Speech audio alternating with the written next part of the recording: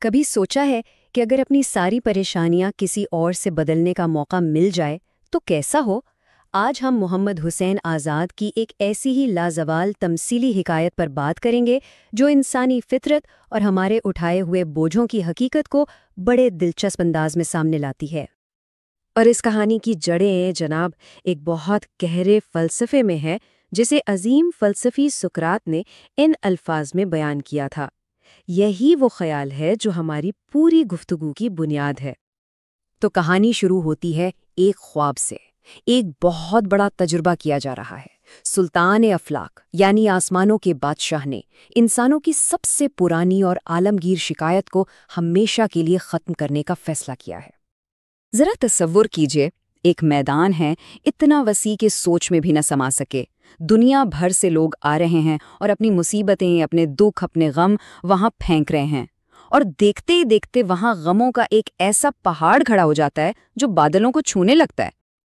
لیکن اس ساری افراتفری کو سنبھالنے کے لیے ایک بڑا ہی پراسرار کردار سامنے آتا ہے، اور یہی کردار اس کہانی کا اصل محور ہے۔ اس کا نام ہے وہم۔ جی ہاں، وہم، وہی وہم جو ہمارے اندر چھوٹی سی بات کو پہاڑ بنا دیتا ہے اور ہر پریشانی کو اس کی اصل سے کہیں زیادہ بڑا دکھاتا ہے۔ دیکھا، وہم کا کام ہی یہی ہے، حقیقت کو توڑ مڑوڑ کر پیش کرنا۔ یہ ہر ایک کی مدد کر رہا ہے کہ وہ اپنی مصیبت کو ایک بڑا سا گٹھا بنا کر اس پہاڑ پر پھینک دے، اور یہ یقین دلا رہا ہے کہ تمہاری تکلیف ہی دنیا میں سب سے بڑی ہے۔ تو لوگ آخر پھینکنا کیا چاہتے ہیں؟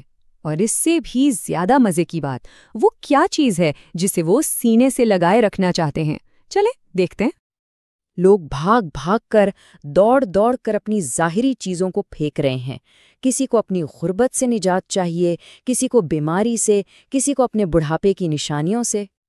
لیکن، اور یہ کہانی کا سب سے بڑا، سب سے حیران کن موڑ ہے، کوئی بھی اپنی اندرونی برائیوں کو پھینکنے کو تیار نہیں۔ اپنی حماقت، اپنا غرور، اپنے گناہ، ان سب کو لوگوں نے مضبوطی سے پکڑا ہوا ہے۔ اچھا، تو جب مصیبتوں کا یہ پہاڑ بن گیا تو ایک نیا حکم آتا ہے۔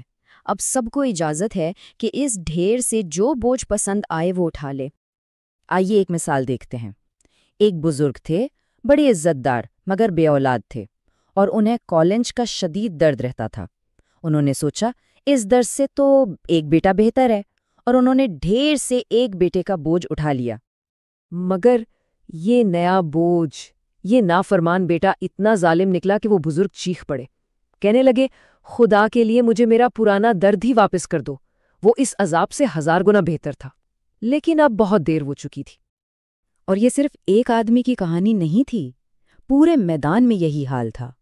ہر شخص کو اپنا چنا ہوا نیا بوجھ پرانے والے سے کہیں زیادہ بھاری، کہیں زیادہ ناقابل برداشت لگ رہا تھا۔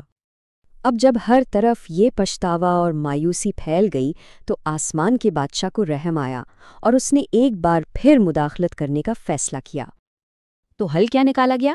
سب سے پہلے تو مسئلے کی جڑ یعنی وہم کو ہی وہاں سے نکال دیا گیا، تاکہ حقیقت کو دیکھنے کی کوئی گنجائش پیدا ہو۔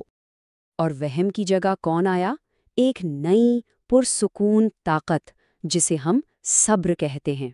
یہ وہ فرشتہ ہے جو بوجھ کو ہٹاتا نہیں بلکہ بوجھ اٹھانے والے کو مضبوط بنا دیتا ہے۔ اور پھر جو ہوا وہ کسی معجزے سے کم نہیں تھا۔ جیسے ہی صبر مصیبتوں کے اس پہاڑ کے پاس آ کر بیٹھا، وہ پہاڑ بغیر کوئی بوجھ ہٹائے خود بخود سکڑ کر صرف 1/3 رہ گیا۔ یعنی دیکھنے کا زاویہ بدلا تو مصیبت کا حجم ہی بدل گیا۔ اب میدان کا نقشہ بالکل بدل چکا ہے، وہم جا چکا ہے، صبر موجود ہے، اور لوگوں کو ان کے پرانے بوجھ واپس کیے جا رہے ہیں۔ دیکھتے ہیں اب ان کا رد عمل کیا ہوتا ہے۔ اور جانتے ہیں کیا ہوا؟ سب نے خوشی خوشی شکر ادا کرتے ہوئے اپنا پرانا بوجھ واپس لے لیا۔ اب صبر کی موجودگی میں وہی پرانی مصیبتیں انہیں اپنی اور قابل برداشت لگ رہی تھیں۔ تو بات صاف ہو گئی نا؟ مسئلہ بوجھ میں نہیں تھا، مسئلہ تو اس اینک میں تھا جس سے اسے دیکھا جا رہا تھا۔ وہم کی اینک ہر چیز کو بھیانک بنا دیتی ہے، جبکہ صبر کی اینک ہمیں حقیقت کو برداشت کرنے کی ہمت دیتی ہے۔ تو آخر میں یہ کہانی ہمیں ایک بڑے سوال کے ساتھ چھوڑ جاتی ہے۔ ہماری اصل مصیبت کیا ہے؟ ہمارے حالات یا ہمارا وہم؟ شاید حقیقی سکون حالات بدلنے میں نہیں بلکہ اپنا نقطۂ نظر بدلنے میں ہے۔